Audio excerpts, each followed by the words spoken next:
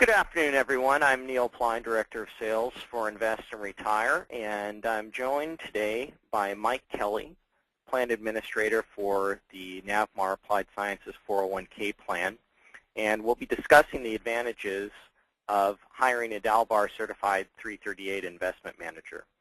So, Mike, as a Plan Administrator, what have been the advantages to you of hiring a DALBAR Certified 338 investment manager?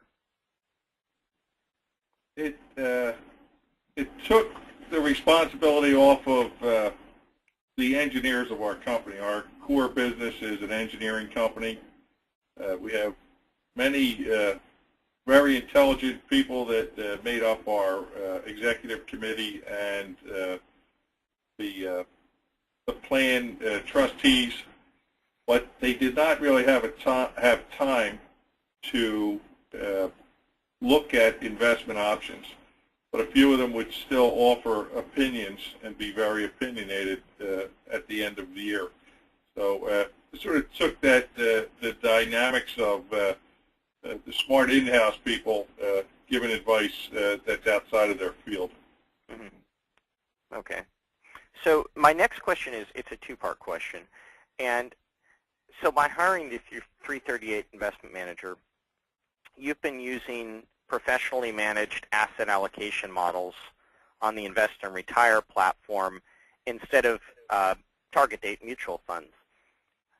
What have been the advantages of this both as a fiduciary to the plan and as a participant? The asset allocation models are changeable. Right now we can change them as the advisor sees fit. There's no wait. We do not have to get the approval of everyone that's in a mutual fund to take a fund off of our plan, like we had to do in the past. Things are a lot faster, and of course the fees are a lot less with the ETFs. Sure. Okay, and you know that's one thing that we come up against a lot is you know, this is kind of a new idea. Most platforms have mutual funds, but you are using a platform that utilizes ETFs exclusively. So how have your participants responded to that? When we changed over to the ETF platform late in 2004, I believe it was, we had 4 presentations from different 401k providers, and the investment advice that was offered with the ETFs was the deciding factor.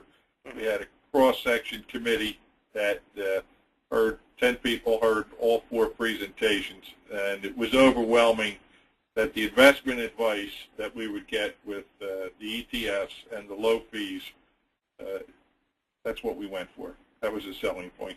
Okay, so the participants weren't you know, skeptical or suspicious or any way of ETFs. They were completely fine with having those in their 401k plan instead of mutual funds.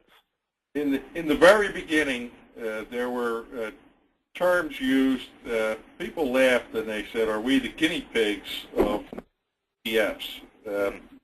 We were maybe the guinea pigs for 401ks, but they were very successful platforms for the pension plans. Mm-hmm. In our area here, in the Philadelphia area, many of the school boards had the ETFs as their pension platform, and there was quite a lot of knowledge of the ETFs from the folks that made the decision. The next question is, you know, these ETFs and on the Invest and Retire platform, obviously they're low cost, which is important. There's no revenue sharing on them, which is also important. And that addresses another area that's been a very hot topic lately, and that's the November DOL regulatory changes surrounding fee disclosure. So most plan sponsors are wondering how they're going to comply by showing participants what they pay depending on their service provider. So how is your plan prepared for this on the Invest and Retire platform? We have been disclosing fees since November 2004. The fees are disclosed on the quarterly reports that the employees receive, and they say that it's right now I think we're at 95 basis points, and they're much lower than the plan we had previously. And as far as we know, we are ahead of the curve with very low fees. Very good. So your participants have always been able to see all of the fees that have been deducted from their account for their 401k plan? Yes, they have. Okay. So just a quick way to touch on the platform you had before. So you're using a 401k platform now, which is really revolutionary in the industry.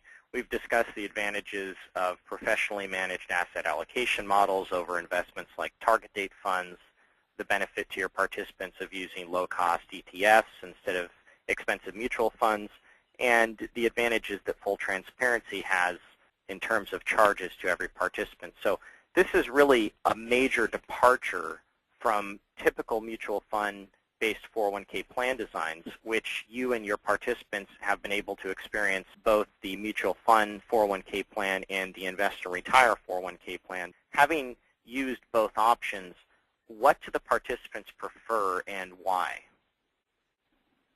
They prefer the asset allocation models. To my knowledge, it's been a huge success. The feedback that we get is all positive. The advisors advise us to stay in a model.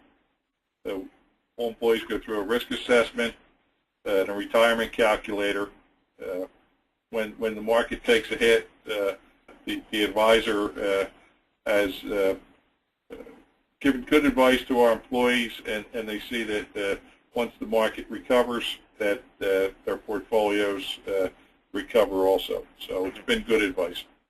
All right. Well, Mike, thank you very much for your time today, and we appreciate your input.